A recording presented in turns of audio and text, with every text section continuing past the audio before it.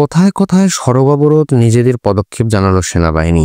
বিভিন্ন দাবিতে প্রায় প্রতিদিনই রাজধানী সহ দেশের বিভিন্ন এলাকায় সড়ক অবরোধ করা হচ্ছে।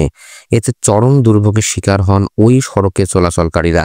এ বিষয়ে সেনাবাহিনী কি পদক্ষেপ নিচ্ছে, এমন প্রশ্ন ছিল সাংবাদিকদের।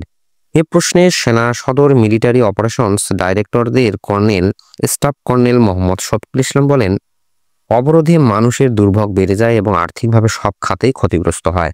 সেনাবাহিনী চেষ্টা করে যত কম সময়ের মধ্যে অবরোধ মুক্ত করা যায়। রাজধানীতে খুব দ্রুত সময়ের মধ্যে অবরোধ মুক্ত করতে পেট্রোলিং ও কর্মতৎপরতার মাধ্যমে যথাসাধ্য চেষ্টা করে যাচ্ছে সেনাবাহিনী। বৃহস্পতিবার ঢাকা সেনানিবাসে আয়োজিত সংবাদ সম্মেলনে সাংবাদিকদের বিভিন্ন প্রশ্নের উত্তর দেন এ সেনা কর্মকর্তা। এ সময় তিনি এসব কথা বলেন। মিয়ানমার সীমান্তে আরাকান আর্মিরা বাংলাদেশের জলসীমায় প্রবেশ করে জেলে ও মাছ ধরার ট্রলার ধরে নিয়ে যাচ্ছে।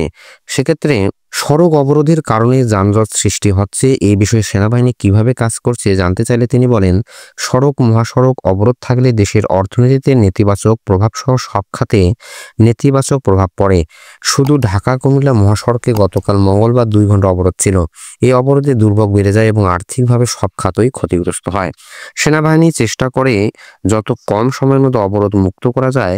গতকাল মঙ্গলবারও ঢাকা কুমিল্লা মহাসড়কে দ্রুত সময়ের মধ্যে অন্যান্য আইনশৃঙ্খলা বাহিনীর সঙ্গে সেনাবাহিনীর চেষ্টায় অবরোধ মুক্ত করা হয়েছে। রাজধানীতে অবরোধের বিষয়ে এ সেনা কর্মকর্তা বলেন, রাজধানীতে খুব দ্রুত সময়ের মধ্যে সেনাবাহিনী পেট্রোলিং ও কর্মতৎপরতার মাধ্যমে যথাসাধ্য চেষ্টা করে যাচ্ছে অবরোধ মুক্ত করার জন্য।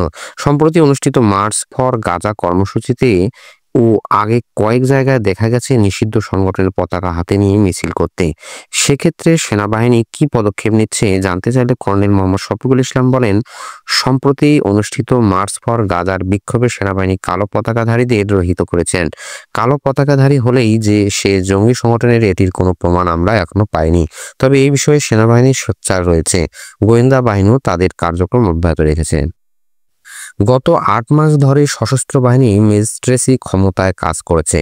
কাজ করতে গিয়ে রাজনৈতিক দলের কোনো চাপ পাচ্ছে কিনা, রাজনৈতিক দলগুলো সেনাবাহিনীকে সহযোগিতা করছে কিনা, অথবা ক্ষমতাচ্যুত আওয়ামী লীগ থেকে কোনো থ্রেটের সম্মুখীন হচ্ছে কিনা জানতে চাইলে কর্নেল শফিকুল ইসলাম বলেন, আমরা কাজ করতে গিয়ে কোনো বাধা পাচ্ছি না।